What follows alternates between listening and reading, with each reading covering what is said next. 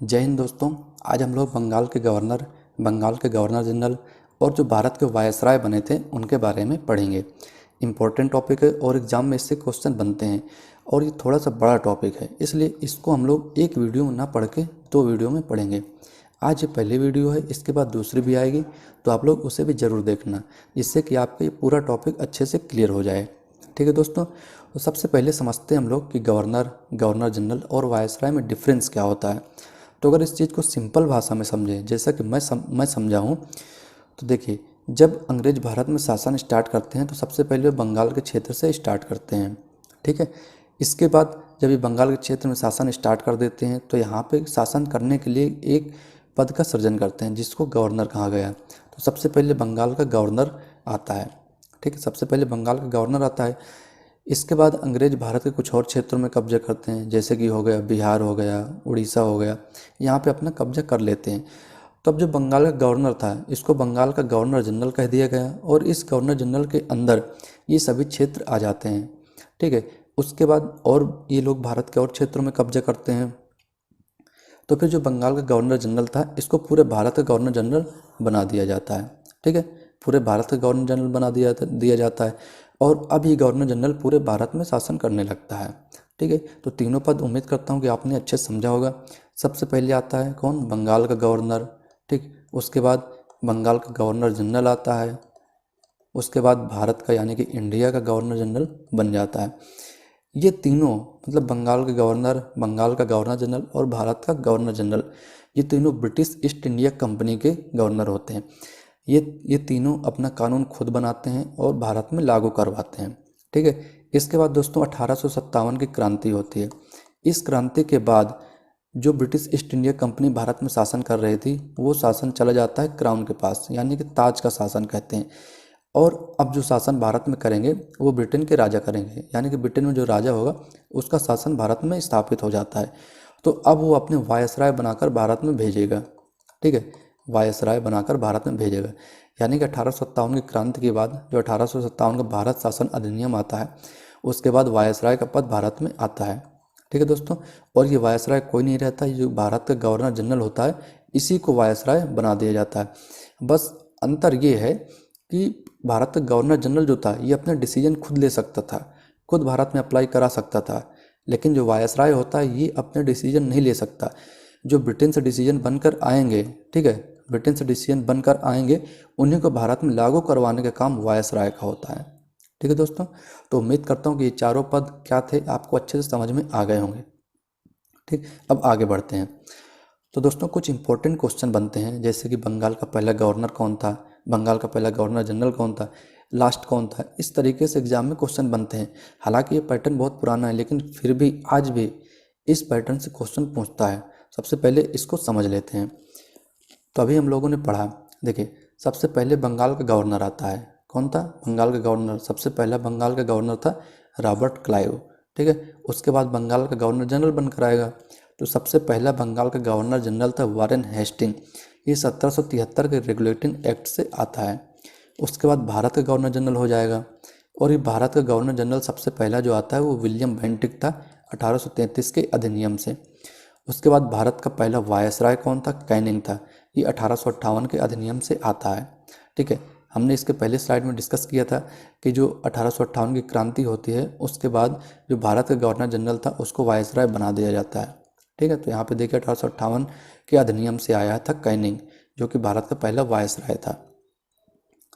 उसके बाद स्वतंत्र भारत का पहला गवर्नर जनरल, इंपॉर्टेंट है दोस्तों, याद रखना, स्वतंत्र भारत का पहला गवर्नर जनरल कौन था? माउंट बेटन था। उसके बाद स्वतंत्र भारत के पहले भारतीय गवर्नर जनरल कौन थे? तो ये थे सी राजगोपालाचारी। ठीक है, चक्रवर्ती राजगोपालाचारी स्वतंत्र भारत के पहले भारतीय गवर्नर जनरल थे। ये इंपॉर्टेंट है, याद रखना, स्वतंत्र भारत के पहले भारतीय गवर्नर जनरल कौन थे? सी राजगोपालाचारी। ठीक है दोस्तों, इसके बाद थोड़ा समझने की बातें हैं, जैसे बंगाल का पहला गवर्नर हो गया रॉबर्ट क्लाइव। ठीक है, ये तो हो गया। उसके बाद बंगाल का पहला गवर्नर जनरल था वारेन हेस्टिंग। तो क्या आप ये बता सकते हैं कि बंगाल का अंतिम गवर्नर कौन था? इंपॉर्टेंट क्वेश्चन, समझने की बात है, बस थोड़ा सा आप आगे के सभी बता देंगे। बंगाल का पहला गवर्नर कौन बनेगा? ठीक है, तो देखिए बंगाल का पहला गवर्नर जनरल कौन बना था? Warren Hasting. तो बंगाल का अंतिम गवर्नर जो बनेगा वो भी वारेन हेस्टिंग ही होगा, ठीक है, वारेन हेस्टिंग ही होगा। इसी तरीके से भारत का पहला गवर्नर जनरल कौन था? William Bentinck. तो बंगाल का अंतिम गवर्नर जनरल जो रहेगा वो भी विलियम बेंटिक ही रहेगा। भारत का पहला वायसराय कौन था? कैनिंग। तो भारत का अंतिम गवर्नर जनरल कौन रहेगा? वो भी कैनिंग ही रहेगा, ठीक है। स्वतंत्र भारत का पहला गवर्नर जनरल माउंट बेटन बनते हैं, इंपॉर्टेंट है, याद रखना। और अगर मुझे स्वतंत्र भारत के दूसरे गवर्नर जनरल, ठीक है, यहाँ पे ये नहीं बोल रहा कि भारतीय हो या ब्रिटेन का हो, बस ये बोल रहा स्वतंत्र भारत के दूसरे गवर्नर जनरल कौन थे, तो वो आपके सिराज गोपालाचारी हो जाएंगे। और ये स्वतंत्र भारत के पहले भारतीय गवर्नर जनरल भी थे, ठीक है। देखिए गवर्नर जनरल या गवर्नर तो वही है, लेकिन एग्जाम में क्वेश्चन कैसे बनता है ये आपको समझ में आना चाहिए। ये मैं सब समझाने की कोशिश किया हूँ और ये उम्मीद भी करता हूँ कि आपको ये चीज़ें समझ में आ गई होंगी, ठीक है दोस्तों। हाल के गवर्नर के बारे में पढ़ते हैं। से पहले तो बंगाल का पहला गवर्नर कौन था? रॉबर्ट क्लाइव था। इसका कार्यकाल कब से कब तक था? 1757 से 60 तक, उसके बाद 1765 से 67 तक।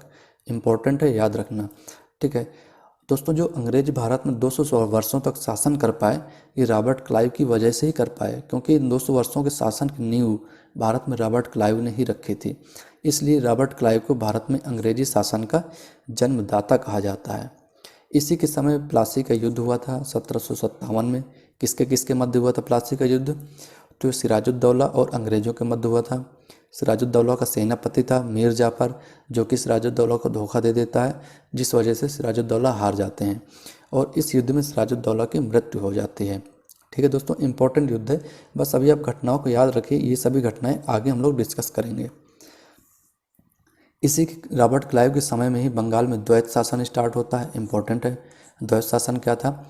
तो द्वैत शासन के तहत जो प्रशासनिक शक्ति थी, यानी कि शासन करने की शक्ति, वो नवाबों के पास आ जाती है और राजस्व वसूलने की, टैक्स टैक्स संबंधी शक्तियाँ ब्रिटिश ईस्ट इंडिया कंपनी के पास पहुँच जाते हैं। नवाब कौन था? याद रखना है आपको, मीर जाफ़र। और ब्रिटिश ईस्ट इंडिया कंपनी जिनके पास टैक्स वसूलने की शक्ति थी, वो टैक्स वसूलने के लिए बंगाल में रजा खान को नियुक्त करते हैं। इंपॉर्टेंट है, याद रखना, बंगाल में रजा खान को नियुक्त करते हैं।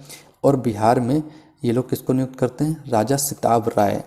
बिहार में लोग राजा सिताब राय, ठीक है, बिहार में राजा सिताब राय को नियुक्त करते हैं। बंगाल में रजा खान को और बिहार में राजा सिताब राय को नियुक्त करते हैं, ठीक है दोस्तों। द्वैत शासन इंपॉर्टेंट है, याद रखना, रॉबर्ट क्लाइव के समय द्वैत शासन लागू हुआ था, ठीक है दोस्तों। उसके बाद इम्पोर्टेंट है दोस्तों कि रॉबर्ट क्लाइव ऐसा मतलब एकमात्र गवर्नर था जो कि ब्रिटेन में जाकर आत्महत्या कर लेता है। ये बहुत ज़्यादा भ्रष्ट था, ठीक है, बहुत पैसा कमाता है। तो ब्रिटेन में जाकर जब ये जाता है वहाँ पे, तो लोग इसको मतलब कहते हैं कि ये भ्रष्ट था, इसलिए सब इसको कहते रहते हैं कि बहुत पैसा कमाया है, ठीक है, ये भ्रष्ट है। तो उनके तानों से आकर तंग आकर ये आत्महत्या कर लेता है। तो इम्पोर्टेंट है, याद रखना, कौन सा गवर्नर था जो कि ब्रिटेन में जाकर आत्महत्या कर लेता है? कौन था? वो रॉबर्ट क्लाइव था, ठीक है। उसके बाद आता है सेकंड आता है, मतलब नेक्स्ट गवर्नर बनकर आता है वेसिटार्ट। इसके समय बक्सर का युद्ध हुआ था 1764 में। देखिए गलती यहाँ पर क्या होती है, रॉबर्ट क्लाइव हम लोग 1757 से 60 पढ़ते हैं, फिर 1765 से 67, तो हम लोग ये याद रखते हैं कि 1757 से 67 तक रॉबर्ट क्लाइव था, जबकि गलत है, रॉबर्ट क्लाइव 60 तक था, उसके बाद फिर 65 से 67 आता है। तो इसी बीच 1764 में बक्सर का युद्ध हो जाता है। तो हम लोग हमेशा एग्जाम में गलत कर देते हैं कि बक्सर के युद्ध के समय जो गवर्नर था वो रॉबर्ट क्लाइव था, ठीक है, तो ये गलत हो जाता है यहाँ पे। तो आप याद रखना कि बक्सर के युद्ध के समय जो गवर्नर था वो वेसिटार्ट था। बहुत इंपॉर्टेंट क्वेश्चन है, वेसिटार्ट था। बक्सर का युद्ध किसके बीच हुआ था?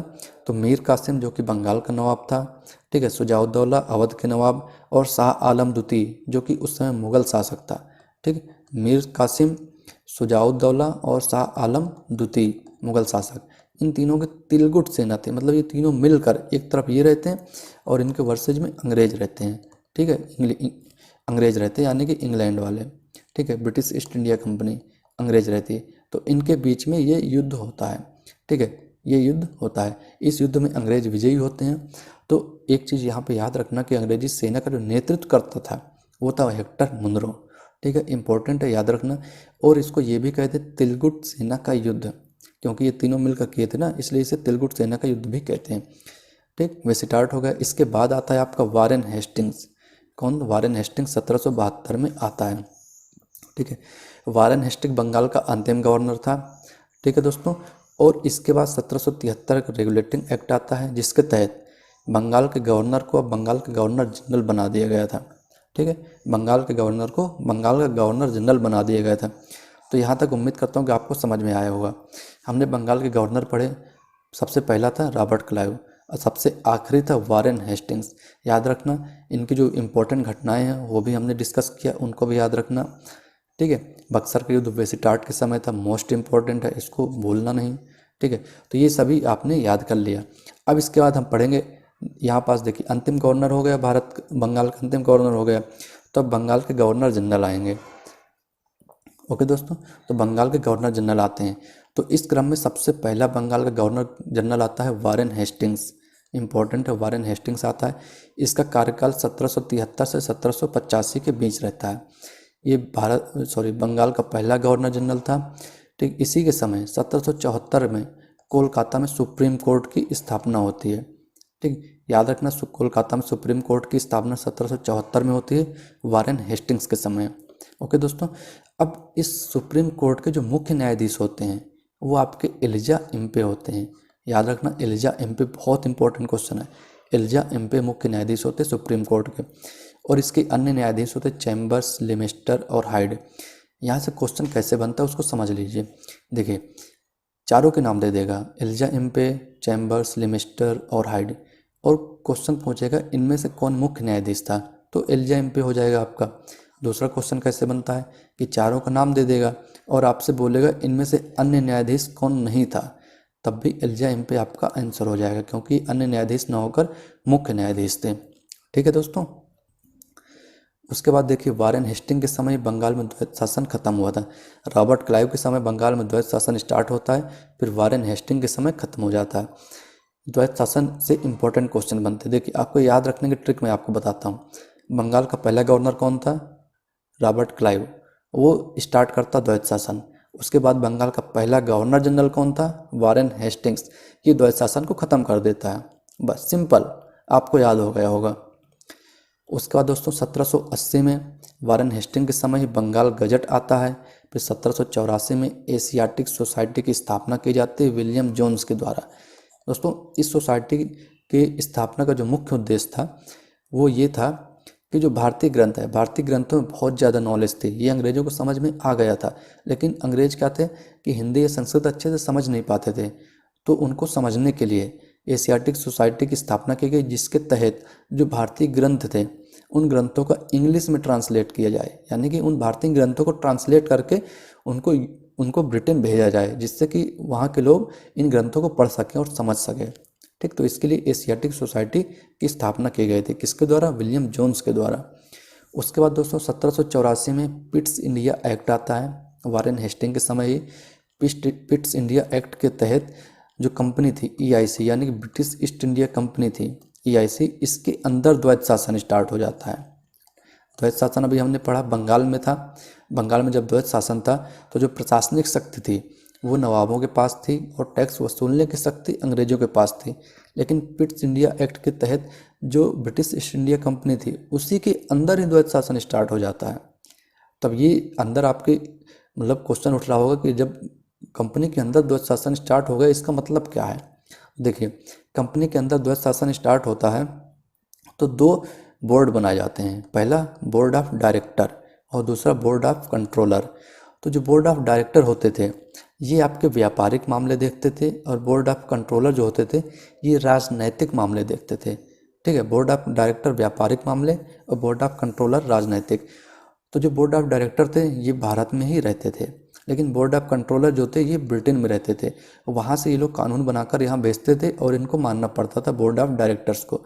हालांकि ये पूरे के पूरे मेंबर्स थे ये सभी ब्रिटिश ईस्ट इंडिया कंपनी के थे। आप कंफ्यूज मत होना कि राजा वहाँ के जो ब्रिटेन का राजा था उसके मेंबर्स थे, नहीं, ये सभी के सभी ब्रिटिश ईस्ट इंडिया कंपनी के ही मेंबर थे। ब्रिटिश ईस्ट इंडिया कंपनी के अंदर द्वैत शासन स्टार्ट हुआ था, ठीक है। तो उम्मीद करता हूँ कि आपको पिट्स इंडिया एक्ट समझ में आ गया होगा। इसको और अच्छे से समझेंगे हम लोग आगे, ठीक है। बर्क ने हेस्टिंग पर महाभियोग लगाया था, ठीक है। देखिए, इसके पहले हमने पढ़ा था कि जो रॉबर्ट क्लाइव था वो ब्रिटेन में जाकर आत्महत्या कर लेता है, और वारेन हेस्टिंग के ऊपर महाभियोग लगाया जाता है। ये दोनों क्वेश्चन बनते हैं, इनको आप वैसे याद रखना जैसे कि द्वैत शासन को याद रखा। स्टार्ट कौन किया था? बंगाल का पहला गवर्नर। ख़त्म कौन किया? बंगाल का पहला गवर्नर जनरल। वैसे ही सुसाइड कौन किया था? बंगाल का पहला गवर्नर, क्योंकि उसके ऊपर लोड ज़्यादा था, इसे याद रख सकते हैं कि वो सुसाइड कर लेता है। और वारेन हेस्टिंग के ऊपर महाभियोग लगा था। वारेन हेस्टिंग कौन था? बंगाल का पहला गवर्नर जनरल।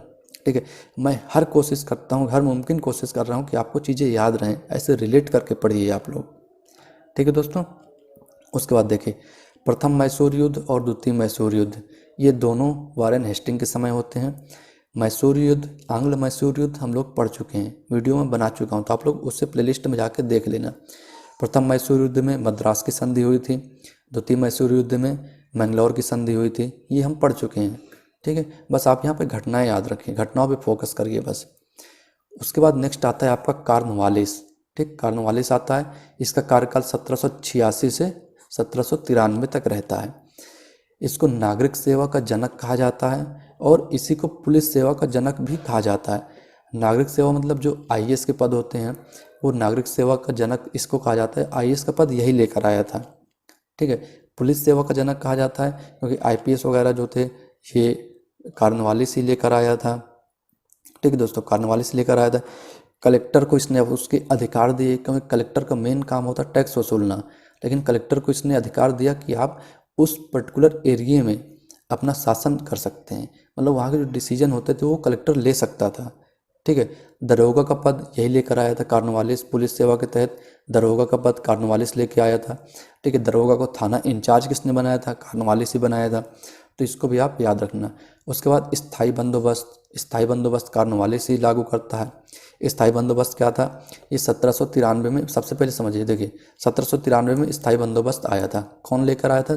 कॉर्नवालिस। कब? 1793 में। स्थायी बंदोबस्त के तहत जो जमीन का मालिकाना हक रहता था वो जमींदार के पास था। ठीक है, और इसमें ये था जैसे जितना भी टैक्स वसूला जाएगा उसको 11 भागों में डिविजिबल किया जाता, 11 भागों में बांटा जाएगा। उसमें से एक भाग जमींदार रखता था और 10 भाग आपके अंग्रेज रखते थे। तो ये स्थायी बंदोबस्त था। ये स्थायी बंदोबस्त हो गया आपका। रैयतवाड़ी, महालवाड़ी, ये सभी हम लोग भूमि सुधार कानून में पढ़ेंगे। ठीक, आगे वीडियो बनाएंगे कभी, तब पढ़ना इन चीज़ों को। बस यहाँ पे आप घटनाओं पे फोकस रखिए कि स्थायी बंदोबस्त कौन लाया था? कॉर्नवालिस लाया था। इसकी समाधि यूपी के गाजीपुर में है। इंपॉर्टेंट क्वेश्चन है, ये अंग्रेज था फिर भी इसकी समाधि यूपी के गाजीपुर में है, यानी कि यूपी के गाजीपुर में इसका मकबरा बना हुआ है। ठीक है, इस इंपॉर्टेंट पॉइंट है, याद रखना आप लोग। तृतीय मैसूर युद्ध कॉर्नवालिस के समय हुआ था। तृतीय मैसूर युद्ध में कौन सी संधि हुई थी? श्रीरंगपट्टनम की संधि हुई थी। ठीक है, उसके बाद आता है आपका वेलेजली। इसका कार्यकाल है 1798 से 1805 ईस्वी तक। वेलेजली ऐसा अंग्रेज था, ऐसा ये गवर्नर जनरल था बंगाल का, जो कि सहायक संधि को अपनाया। ठीक है, सहायक संधि को अपनाया था। लेकिन अगर आपसे पूछे सहायक संधि का जनक कौन है, तो डुप्ले। डुप्ले कौन था? अगर आपने मेरे पुराने वीडियोज़ को देखा होगा तो आपको पता होगा, डुप्ले फ्रांसीसी गवर्नर था। तो सहायक संधि का जनक कौन था? डुप्ले। और सहायक संधि अपनाया कौन था? वेलेजली। इंपॉर्टेंट है, बहुत इंपॉर्टेंट पॉइंट। सहायक संधि अपनाने वाला गवर्नर जनरल कौन था? वेलेजली। ठीक है, सहायक संधि क्या थी? देखिए अंग्रेज लोग क्या करते थे कि भारत के जो राजा थे उनसे कहते थे कि हम अपनी फोर्स यानी कि पुलिस जो थी अंग्रेजों के पास, जो सेना थी, वो राजा को दे देते थे और कहते थे कि आप इनको यूज करो। यूज करो मीन्स ये आपकी सेना ही है, आपको इनका पूरा खर्च उठाना है। अगर कहीं आपसे कोई युद्ध करता है या आपके ऊपर कोई आक्रमण करता है तो आप इनको यूज करिए, ये आपकी ही सेना है एक तरीके से, बस खर्च आपको देना पड़ेगा सेना का। फिर धीरे धीरे क्या करते थे कि सेना जो थी वो कभी नहीं मानती थी ऑर्डर, कभी मानती थी। फिर ये लोग उस राजा के यहाँ अपना राजनीतिक संबंध स्थापित करना शुरू कर देते थे, यानी कि उसके राजनीतिक मामलों में हस्तक्षेप करना शुरू कर देते थे और फिर उसको अपनी तरफ मिला लेते थे। तो ये सहायक संधि थी। जब ये अपनी तरफ मिला लेते थे तो सबसे पहले किस राजा को मिलाया था? तो सबसे पहले सहायक संधि स्वीकारने वाले, देखिए सहायक संधि यही थी कि अगर पुलिस मतलब सेना राजा के पास रहती थी और उस सेना का खर्च पूरा राजा उठाता था, तो सहायक संधि स्वीकारने वाला सबसे पहला था हैदराबाद का निजाम। सहायक संधि स्वीकारने वाला सबसे पहले हैदराबाद का निजाम थे, उसके बाद मैसूर राज्य था जो कि सहायक संधि स्वीकार रहा था। वेलेजली को बंगाल का शेर कहा जाता है। इंपॉर्टेंट है, बंगाल का शेर किसको कहा जाता है? वेलेजली को। इसी ने बंगाल में फोर्ट विलियम कॉलेज की स्थापना की थी। किसने की थी? वेलेजली ने बंगाल में फोर्ट विलियम कॉलेज की स्थापना की थी। ठीक है, इंपॉर्टेंट है चौथा मैसूर युद्ध। चौथा मैसूर युद्ध किसके समय हुआ था? 1799 में वेलेजली के समय। इसी चौथे मैसूर युद्ध में टीपू सुल्तान की मृत्यु हो गई थी। ठीक है, टीपू सुल्तान की मृत्यु हो गई थी किसमें? 1799 में, चौथे मैसूर युद्ध में। उसके बाद प्रेस पर प्रतिबंध। प्रेस पर प्रतिबंध देखिए विलेजली ने ही लगाया था प्रेस पर प्रतिबंध, इंपॉर्टेंट है। उसके बाद जो अगला गवर्नर जनरल आया था वो था लॉर्ड हेस्टिंग्स। देखिए वारेन हेस्टिंग्स हमने पढ़ा, अब लॉर्ड हेस्टिंग्स, दोनों अलग अलग हैं, नाम में कंफ्यूज मत होना। वो वारेन हेस्टिंग्स, उसका पूरा नाम याद रखना, वारेन हेस्टिंग्स, और इसका लॉर्ड हेस्टिंग। कभी कभी हेस्टिंग द्वितीय करके भी आ जाता है ये, तो हेस्टिंग द्वितीय भी लॉर्ड हेस्टिंग ही होगा। वारेन हेस्टिंग कौन होगा? फिर हेस्टिंग प्रथम हो जाएगा। ठीक है दोस्तों, तो लॉर्ड हेस्टिंग ने क्या किया था कि संगोली की संधि के तहत ये नेपाल को मिला लिया था। इंपॉर्टेंट है, संगोली की संधि के तहत किसको मिलाया गया था? नेपाल को मिलाया गया था। उसके बाद मद्रास में रैयतवाड़ी व्यवस्था स्टार्ट किया था लॉर्ड हेस्टिंग ही। रैयतवाड़ी क्या थी? तो जमीन का मालिकाना हक किसान के पास था। ठीक है, और रैयतवाड़ी को लाया कौन था? तो टॉमस मुनरो लेकर आया था। लॉर्ड हेस्टिंग ने पिंडारियों का अंत किया था। ये पिंडारी लोग जो मराठा साम्राज्य के पतन के बाद जो मराठा साम्राज्य के कुछ लोग बचे थे, उन्हीं लोगों को पिंडारियों कहा जाता था, पिंडारी कहा जाता था। तो पिंडारियों को अंत करने वाला कौन था? वो लॉर्ड हेस्टिंग्स था। वारेन हेस्टिंग मत कह देना, लॉर्ड हेस्टिंग्स। इसने शिक्षा पर 1 लाख रुपए खर्च किया था। सीधे क्वेश्चन बनता है, शिक्षा पर 1 लाख रुपए खर्च करने वाला गवर्नर कौन? मतलब शिक्षा पर 1 लाख रुपए खर्च करने वाला गवर्नर जनरल कौन था? तो लॉर्ड हेस्टिंग था। उसके बाद इसने 1817 में हिंदू कॉलेज की स्थापना की थी। किसने? इसी के काल में, मतलब 1817 में हिंदू कॉलेज की स्थापना की गई थी डेविड हेयर के द्वारा। ठीक है दोस्तों, उसके बाद आता है विलियम बेंटिक, 1828 से 1835 तक। इसने क्या क्या काम किए थे? सबसे पहले इसने 1829 में सती प्रथा का अंत किया था। किसके प्रयास से? राजा राम मोहन राय के प्रयास से। मोस्ट इंपॉर्टेंट क्वेश्चन, सती प्रथा का अंत विलियम बेंटिक ने किया था 1829 में राजा राम मोहन राय के प्रयासों से। इसने शिशु हत्या पर रोक लगाई थी। इसने ठगी प्रथा को कभी अंत किया था। ठीक है, 1834 में पहला विधि आयोग इसी के समय बनाया गया था। किसके? विलियम बेंटिक के समय। और इस विधि आयोग का अध्यक्ष कौन था? मैकाले था अध्यक्ष। विधि आयोग का अध्यक्ष कौन था? मैकाले। इसी विधि आयोग के तहत भारत में सीआरपीसी और आईपीसी धाराएं लागू की गई थी। ठीक है, भारत में सीआईपीसी और आरपीसी धाराएं, मतलब सीआरपीसी और आईपीसी जो धाराएं हैं, इसी विधि आयोग के तहत भारत में आई थी। ठीक है दोस्तों, इसके बाद इसने अंग्रेजी शिक्षा को माध्यम बनाया था, मतलब शिक्षा का माध्यम बनाया था इसने अंग्रेजी को, विलियम बेंटिक ने। उसके बाद कौन आता है? हार्डिंग प्रथम, 1844 से 48 तक इसका शासनकाल है। इसने नरबली को समाप्त किया था।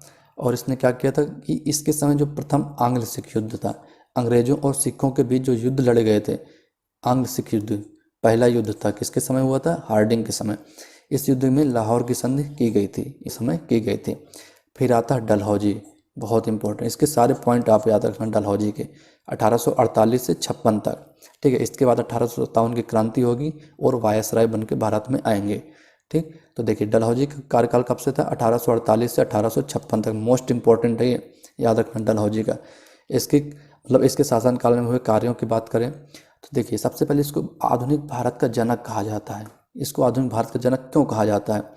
इसने रेल, यानी कि जो रेल सेवा आप देख रहे हैं इस समय, ट्रेन, डलहौजी ही लेकर भारत में आया था। डाक तार, पीडब्ल्यूडी को स्टार्ट किया था, पब्लिक वर्क डिपार्टमेंट, इसके तहत ये ब्रिज हो गया, बिल्डिंग्स हो गए, सब बनाई जाती हैं। ये इस डिपार्टमेंट को भी डलहौजी ही लेकर आया था। इन्हीं सब कारणों से इसे आधुनिक भारत का जनक कहा जाता है। अब देखिए ट्रेन, रेल की बात हुई है, सबसे पहले ट्रेन कहाँ चली थी? आपको पता होना चाहिए ये कब चली थी। तो 1853 में चली थी। और कहाँ से कहाँ चली थी? मुंबई से ठाणे के बीच में। ठीक है, मुंबई से ठाणे के बीच में चली थी 1853 में पहली ट्रेन। डलहौजी लेकर आया था, 1853 में चली थी। वायसराय, मतलब उस समय गवर्नर जनरल कौन था?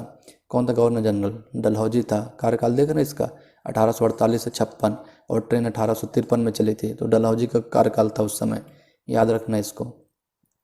1854 में वुड डिस्पैच का नियम आता है। ठीक है, वुड डिस्पैच, इसको हम कहते हैं अंग्रेजी शिक्षा का मैग्ना कार्टा। अंग्रेजी शिक्षा का मैग्ना कार्टा, याद रखना इसको। वुड डिस्पैच को क्या कहते हैं? अंग्रेजी शिक्षा का मैग्ना कार्टा कहते हैं। कब आया था? 1854 ईस्वी में। सबसे इम्पोर्टेंट इसका काम। देखिए, आधुनिक भारत के जनक कहते हैं इसको। रेल व्यवस्था, डाक तार, पीडब्ल्यूडी व्यवस्था, इन सभी को ये लेकर आया था डलहौजी। आधुनिक भारत का जनक कहते हैं, लेकिन इसको जो जाना जाता है मेन, वो राज्य हड़प नीति के लिए इसको जाना जाता है। ठीक है, राज्य हड़प नीति, इसी को डॉक्ट्रिन ऑफ लैप्स कहते हैं। व्यापकता का सिद्धांत भी इसी को कहते हैं। शांतिपूर्ण विलय की नीति भी इसी को कहते हैं। एग्जाम में इन चारों में से कोई भी नाम दे सकता है। राज्य हड़प नीति कौन लेकर आया? डलहौजी। डॉक्ट्रिन ऑफ लैप्स कौन लेकर आया? डलहौजी। व्यापकता का सिद्धांत किससे संबंध है? डलहौजी का। शांतिपूर्ण विलय की नीति कौन लेकर आया? डलहौजी। तो एग्जाम में ऐसे क्वेश्चन पूछता है, लेकिन हमको याद क्या रहता है? सिर्फ राज्य हड़प नीति, बाकी हमें पता ही नहीं रहता और ये गलत करके आ जाते हैं हम लोग। इसलिए मैं देखिए कंटेंट में ज़्यादा से ज़्यादा देने की कोशिश कर रहा हूँ और एग्ज़ाम पॉइंट ऑफ व्यू से इम्पोर्टेंट। इतिहास आप पढ़ेंगे 5-6 साल 10 साल पढ़ते रहेंगे फिर भी नहीं ख़त्म होने वाली है, लेकिन हमें पढ़ना क्या है? जो एग्ज़ाम पॉइंट ऑफ व्यू से इम्पोर्टेंट हो, बस वही पढ़ना है। तो जो मैं पढ़ा हूँ, जितना मैं सीखा हूँ, जितना एग्ज़ाम दे के मैं अपने आप में मतलब एक्सपीरियंस लाया हूँ, उन सभी को मैं यहाँ पे आपको दे रहा हूँ। ठीक, तो आप अच्छे से इन चीज़ों को याद रखना। इनमें से एक भी पॉइंट आप मत भूलना, क्योंकि जो क्वेश्चन बनेगा इससे बाहर नहीं जाने वाला है। ठीक है दोस्तों, चलिए अगला पॉइंट है कि राज्य हड़प नीति के तहत डलहौजी ने सबसे पहले किसको हड़पा? कौन सा राज्य था जिसको डलहौजी सबसे पहले हड़पता है? तो सबसे पहला होता है सतारा। राज्य हड़प नीति के तहत सबसे पहले सतारा हड़पता है, उसके बाद जैतपुर, फिर संभल, ठीक है, फिर उदयपुर, फिर झांसी और नागपुर। ठीक है, यहाँ पे हालांकि टाइपिंग में मिस हो गया है वो, जैतपुर याद रखना आप। सबसे पहले सतारा है, फिर जैतपुर है। ठीक है, संभल, उदयपुर, झांसी, नागपुर। और इसने अवध पर कुशासन का आरोप लगाकर उसको हड़प लिया था। ठीक, अवध को कैसे? कुशासन का आरोप लगाकर। याद रखना इस चीज़ को कि अवध में कुशासन का आरोप लगाया था और उसको हड़प लिया था। इंपॉर्टेंट क्वेश्चन है, यहाँ से भी बनता है। डलहौजी अवध पर कुशासन का आरोप लगाकर उसको हड़प लिया था। ठीक है दोस्तों, चलिए अगला पॉइंट इसका आता है कि द्वितीय आंग्ल सिख युद्ध जो हुआ था वो भी डलहौजी के समय ही हुआ था। प्रथम आंग्ल सिख युद्ध किसके समय हुआ था? ऊपर देखिए, हार्डिंग प्रथम के समय प्रथम आंग्ल सिख युद्ध हुआ था और डलहौजी के समय द्वितीय आंग्ल सिख युद्ध हुआ था। ठीक है, द्वितीय आंग्ल सिख युद्ध के बाद जो सिख लोग थे, जो सिख राजा थे, उनका पतन हो जाता है। मतलब उनका पतन हो जाता है और जो कोहिनूर हीरा उनके पास था वो चला जाता है ब्रिटेन के पास। ठीक है, इंपॉर्टेंट है, याद रखना। द्वितीय आंग्ल सिख युद्ध के बाद कोहिनूर हीरा ब्रिटेन चला जाता है। ठीक है, पूछता है एग्जाम में कि कोहिनूर हीरा ब्रिटेन कब गया था? द्वितीय आंग्ल सिख युद्ध के बाद। और दोस्तों जो शाह सूजा था, शाह सूजा ने कोहिनूर हीरा, देखिए इस हीरे की बहुत बड़ी हिस्ट्री है, इसको किसी और वीडियो में अच्छे समझेंगे। बस यहाँ पे आप ये समझ लीजिए कि शाह सूजा था जिसने कोहिनूर हीरा इसके सिख महाराजा थे रणजीत सिंह, उनको दिया था। ये शाह सूजा कोहिनूर हीरा सिख राजा थे रणजीत सिंह, उनको दिया था। उसके बाद द्वितीय आंग्ल सिख युद्ध होता है और इस युद्ध के बाद जब सिखों का पतन हो जाता है तो ये हीरा ब्रिटेन पहुंच जाता है। ठीक है दोस्तों, तो यहाँ हमने अच्छे से समझा। देखिए ये पहली वीडियो थी, समराइज करते हैं अभी हम। ये पहली वीडियो थी, इसमें हमने पढ़ा सबसे पहले बंगाल के गवर्नर के बारे में, फिर बंगाल के जो गवर्नर जनरल थे उनके बारे में पढ़ा, फिर इंडिया यानी कि भारत के जो गवर्नर जनरल थे उनके बारे में भी हमने पढ़ लिया। तो ये तीनों पढ़ लिए। अब नेक्स्ट वीडियो हम लोग वायसराय के बारे में पढ़ेंगे। ठीक है, मैं वैसे इसमें कंप्लीट कर सकते थे हम लोग, लेकिन इसमें क्यों नहीं किया? क्योंकि आपको कन्फ्यूजन हो जाएगा। अब 1857 की क्रांति हो जाएगी, उसके बाद वायसराय भारत में आएंगे 1858 के अधिनियम के तहत। तो अब नेक्स्ट वीडियो में वायसराय के बारे में पूरा पढ़ेंगे, 1857 से लेकर जब तक भारत आज़ाद हो जाता है 1947 तक, वहाँ तक हम लोग पढ़ेंगे पूरा। ठीक है, नेक्स्ट वीडियो में सारे के सारे कार्यकाल पढ़ेंगे। तो उम्मीद करता हूँ कि ये वीडियो आपको समझ में आई होगी और आपको समझ में आई होगी, आपको चीज़ें याद भी हो गई होंगी दोस्तों। तो चलिए फिर मिलते हैं नए वीडियो में कुछ और नए इंटरेस्टिंग फैक्ट्स के साथ। तब तक के लिए बाय।